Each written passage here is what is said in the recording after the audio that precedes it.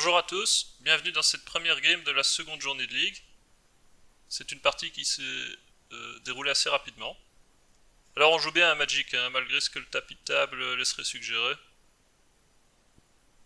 Voici les commandants de la partie. On a Roxanne en premier joueur, qui a un deck Food Chain et qui contrôle aussi le board en balançant des météorites sur les créatures. Ensuite on a Urza, c'est un Urza polymorphe qui joue les deux créatures, Tidesprout Tyrant et Hullbreaker Aurore. Ensuite on a un Rograk Thrasios. C'est une liste un peu good stuff qui joue notamment Underworld Breach et aussi le Hullbreaker Aurore. Et finalement on a Jora qui je pense est jusqu'à présent dans toutes les vidéos. Et c'est un deck Artefact Storm. La game démarre avec Roxanne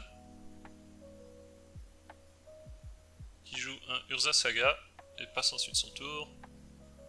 Urza lui joue une île, il enchaîne avec un Sol Ring et un Either Spellbound. Passe ensuite à Rock Thrasios.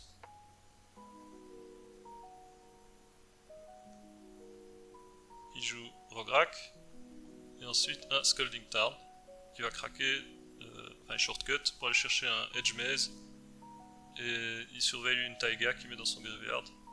Passe ensuite à Jora qui joue une ancienne tombe et qui passe. Roxanne joue une montagne et enchaîne sur la nouvelle Magda de Horde Master. Et il passe ensuite à Urza qui joue une île et pour 4 joue son commandant Urza qui arrive en jeu avec un construct. Passe ensuite à Rograk Thrasios qui joue une montagne.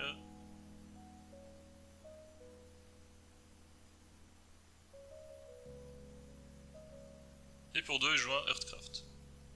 Passe ensuite à Jora. Jora draw, ne prend aucune action et passe à Roxanne. Roxanne joue une montagne. Et pour 3 il joue une Blood Moon. Et en réponse à la Blood Moon, Urza joue un Mystical Tutor. Donc à ce moment-là, les joueurs ont remarqué que Roxanne a oublié de trigger sa Urza Saga et d'aller chercher un artefact. Donc il y a un léger rollback. Roxanne trouve son Sol Ring, alors qu'Urza trouve son polymorphe avec le Mystical Tutor.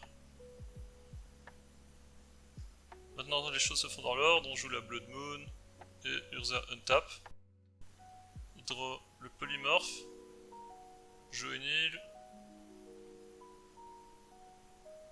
et pour 4, il va caster le polymorphe. Ouais, et il target le construct.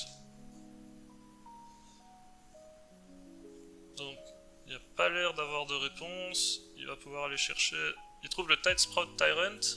Donc, il a les deux créatures. Hein. Je pense qu'il a aussi le Hullbreaker. Il trouve le Tidesprout. Donc, ensuite, il va payer 2 mana et un flottant pour jouer un Dramatic Reversal. Ce qui lui permet de bouncer le Sol Ring dans sa main.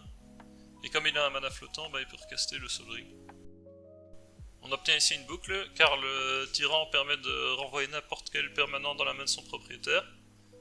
Donc, grâce à Urza, il peut prendre un mana avec la Spell Bomb, cast son Sol Ring, trigger du Tidesprout et retourner la Spell Bomb dans sa main. Avec son Sol Ring, il prend 2 mana colorless. Ensuite, il peut recast la Spell Bomb. Il renvoie Sol Ring dans sa main. Et ainsi de suite. Donc il crée mana infini puisqu'il a chaque fois plus 1 colorless avec cette boucle. Et avec son mana infini, il peut activer Urza et jouer tout son deck. Durant la boucle, il peut également bouncer tous les permanents de ses adversaires qui n'ont aucune chance de revenir dans la game. Et donc voilà, c'est une win tour 3, c'est rapide.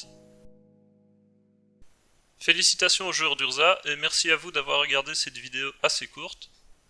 Bonne chance à tous pour la prochaine journée de ligue qui arrive déjà dimanche, et sur ce, je vous souhaite une excellente journée.